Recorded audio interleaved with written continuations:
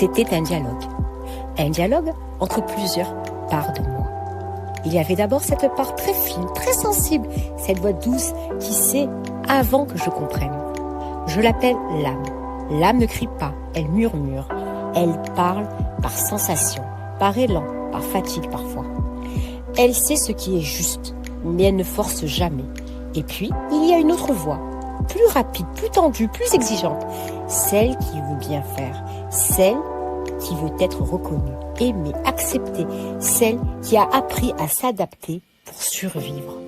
On l'appelle souvent l'ego. Mais ici, je ne veux pas en faire un ennemi.